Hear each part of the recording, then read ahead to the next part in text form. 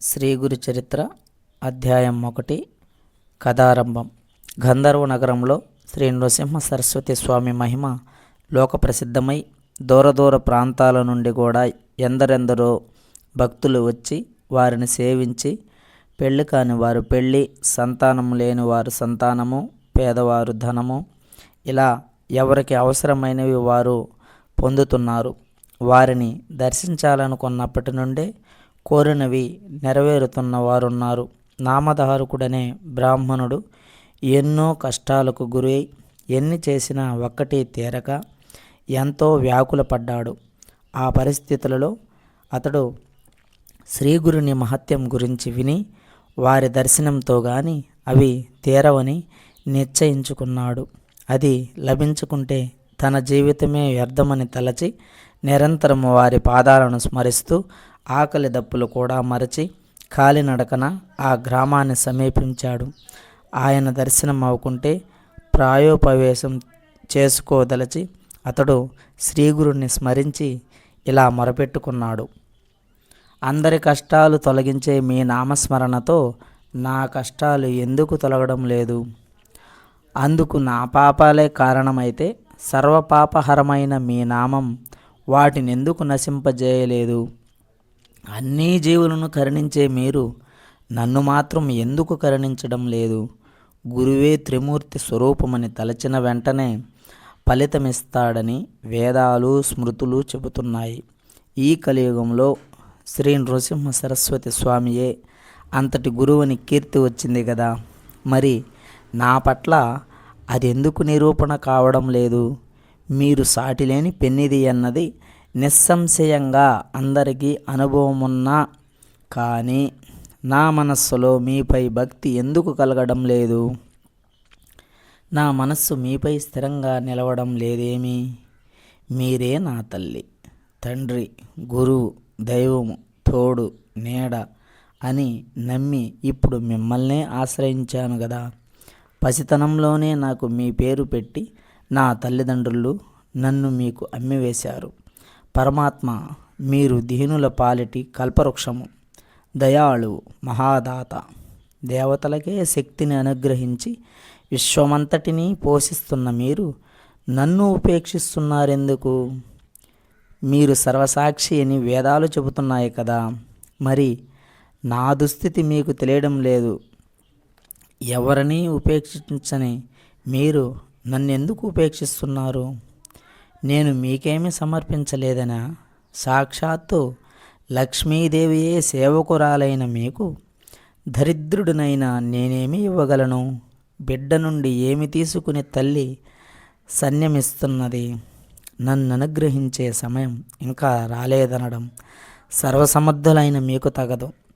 ఇంతకుముందు మీరే దిక్కని తలచి నేను మిమ్మల్ని సేవించిన మాట నిజమే, కానీ సేవిస్తేనే ప్రసాదించేది దానమెలా అవుతుంది? స్వామి, లౌకికుడైన రాజు కూడా తన సేవకుల వంశంలో పుట్టిన వారిని రక్షిస్తున్నాడు. మా పూర్వీకులందరూ మిమ్మల్ని నిష్కామంగా సేవించినందుకైనా మీరు నన్ను రక్షించాలి. లేకుంటే సత్పురుషులకు ఫిర్యాదు చేసుకోనైనా నా రుణం రాబట్టుకుంటాను. మీరు నాపై కాఠిన్యం వహించినట్లు తోస్తున్నది. అది మీ సాటివారి పట్ల తగునేమో గాని అల్పుడనైన నాయందు తగదు. నిష్ఠ ఓరిములతో కూడిన నిరంతర సేవ వలన మాత్రమే భక్తుని హృదయం శుద్ధమై ఎప్పుడూ అన్ని జీవులపై వర్షిస్తుండే గురుకృప అనుభవమవుతుందని సాయిబాబా, రమణ మహర్షి, అక్కలకోట స్వామి వంటి మహనీయులందరూ చెప్పారు. అనుగ్రహం అన్నది ప్రత్యేకించి ప్రసాదించేది కాదని ముందు సిద్ధుడు కూడా ఇతడికి చెబుతాడు. గురుభక్తుడు ఏ మహాత్ములను దర్శించినా తనకు గురుకృప లభించేలా ఆశీర్వదించమని కోరాలి.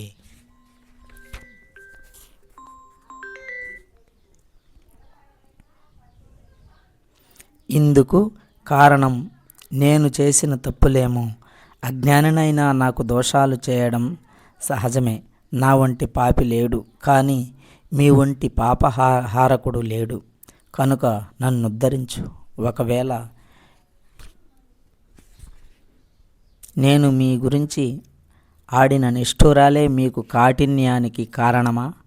దయాసముద్రులైన మీరు అలిగిన బిడ్డను తల్లి బుజ్జగించినట్లు నన్ను బుజ్జగించాలి గదా. నాపై అలిగి అనుగ్రహించకుంటే నాకు దిక్కెవరు? లేకుంటే నేను చేసిన తప్పేమిటో అదైనా నాతో చెప్పవచ్చు గదా. ఏమైనా మీరు నా దోషాలను క్షమించి నన్ను దయచూడాలి. మీరే నాకు దిక్కు. మిమ్మల్ని నేను శరణ పొందుతున్నాను. చైతన్యమూర్తివి, దయానిధివి అయినా నీ కారుణ్యం ఏమైంది ప్రభు? మృత్యుముఖంలో ఉన్న నన్నెందుకు ఉద్ధరించకుండా ఉన్నావు? ఇలా దారి పొడుగున నామధారకుడు అనేక విధాలుగా శ్రీగురుణ్ణి ఆర్తితో ప్రార్థిస్తూ వెళ్ళి చివరకు ఖిన్నుడై శోష వచ్చి గంధర్వపురం దగ్గర ఒక చెట్టు క్రింద పడుకున్నాడు. అతనికి నిద్ర తూగినప్పుడు కలలో కూడా అతడు శ్రీగురుణ్ణే స్మరిస్తున్నాడు. ఆవు తన నెడబాసి ఆర్తనాదం చేస్తున్న దూడ దగ్గరకు వాత్సల్యంతో పరుగున వచ్చినట్లు భక్తులి పాలిట కామధేనువైన ఆ పరమేశ్వరుడు అవధూత వేషంలో నామధారకునికి స్వప్నంలో దర్శనమిచ్చాడు. ఆయన జడలు, విభూతి, పులి చర్మము ధరించి ఉన్నాడు. నామధారకుడు కలలో స్వామికి సాష్టాంగ నమస్కారం చేసి తన పొడవైన జుట్టుతో వారి పాదాలను తుడిచి వాటితో అభిషేకించి గంధమలంకరించి పూజించాడు. ఆ దర్శనంతో అతని హృదయం శాంతించింది. అతని మనస్సులో ఆ రూపం స్థిరంగా నిలిచింది. అప్పుడు ఆ యోగీశ్వరుడు అతనిని లేవనెత్తి ముఖాన విభూతి పెట్టి తలపై చేయి ఉంచి ఆశీర్వదించారు. ఆ వెంటనే అతనికి మెలకువ వచ్చింది. అయినా తన తలపై ఆ అవధూత చేయి పెట్టిన అనుభవం అలానే ఉన్నది. అతడు ఆశ్చర్యపోయి చుట్టూ చూచాడు. అక్కడ ఎవరూ లేరు. అప్పుడు అతడు లేచి తనకు స్వప్న దర్శనమిచ్చిన ఆ గురుమూర్తియే స్మరిస్తూ ముందుకు సాగిపోయాడు. అతడు చేసిన తప్పేమో ముందు ముందు సిద్ధుడు చెబుతాడు. అయినా దానిని కూడా మన్నించి శ్రీగురుడు అతనికి త్వరలో స్వప్న దర్శనమిస్తాడు. సిద్ధుని దర్శనం సన్నిధి ప్రసాదిస్తాడు. ఈ రీతిన శ్రీగురుడు అతడు కోరిన దానిని శతకోటి రెట్లు అధికంగా అనుగ్రహించి అతనిని తన శిష్యునిగా అంగీకరించారు. స్వప్నంలో లభించే గురు దర్శనము, గురుకృప ఉత్తమమైన శుభసూచనల్ని ఇస్తాయని శాస్త్రాలు చెబుతున్నాయి. శ్రీ దత్తాయ గురువే నమః. శ్రీ శ్రీపాద శ్రీవల్లభాయ నమః. శ్రీ నృసింహ సరస్వతే నమః.